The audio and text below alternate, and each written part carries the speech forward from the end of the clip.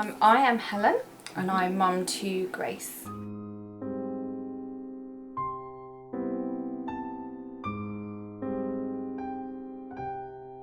Grace is 6 years old and she was born at 32 weeks and has a condition called cerebral palsy that primarily affects her lower body.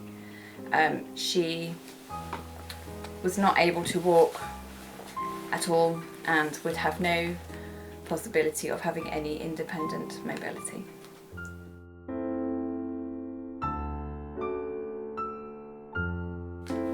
I was working as an OT at the time, occupational therapist, and we went to Nadex one year, and I'd gone back to work after having Grace.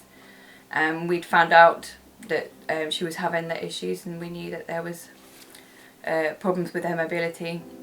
And I went past the stand at Nadex and I picked up this leaflet, and there was a picture of a little kid in a Snapdragon playing with a puddle on the floor, and my instant reaction was, oh, I want that for Grace.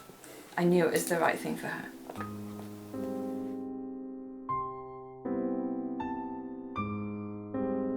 The intuitive kind of modelling of the product, the fact that it was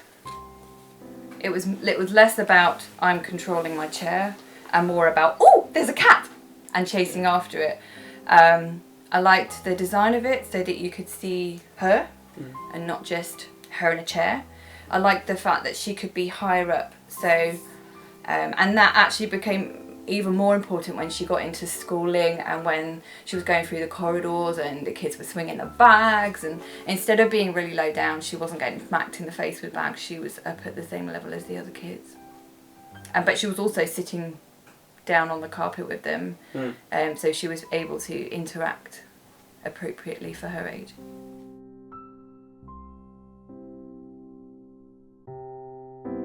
We started off, Grace got her snappy when she was about 2, and shortly after that we started some intensive therapy with a physio centre in Oxford, and the two alongside each other seemed to really help, and it seemed to kind of boost her motivation to be all that she could be. But she kind of reached a maximum where she learned to crawl.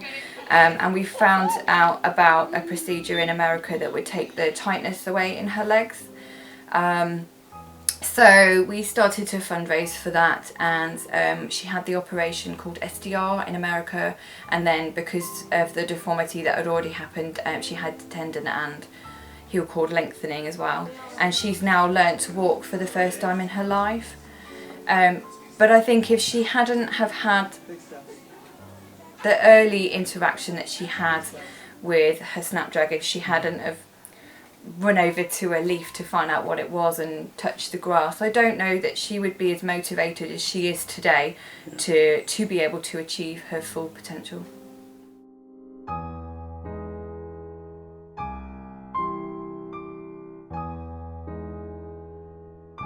There's a lot of discussion with the professionals that were involved at the time. I think they felt that it would negatively affect her motivation to want to engage in therapies, and that it would be a problem in terms of accessing different places, so schooling and nurseries and different people's houses, and the general environment. But I think because I was so sure in my mind about the benefit that it would have for her, excuse me, I didn't really mind what people thought. I had my own opinion of what was right for her, and whilst I respect the opinion of professionals around us, they're not always right. And the advice that I would give to anyone looking at it would be, you know your child better than anybody else knows them. It won't be right for everyone. There's not one right thing for everyone, but there are children who will very much benefit from having powered mobility at a very early age, because otherwise that frustration about not being able to move turns to resentment and allows your child to become helpless. You know, most of our kids, especially, you know, the kids with SMA and CP, they're very bright children. They know what they want. They know what they want to do. but their body lets them down. Why, if you break your leg, you use crutches to enable you to do what you want to be able to do still. Why is it any different for a child who can't use their legs? Why shouldn't you give them the freedom to move?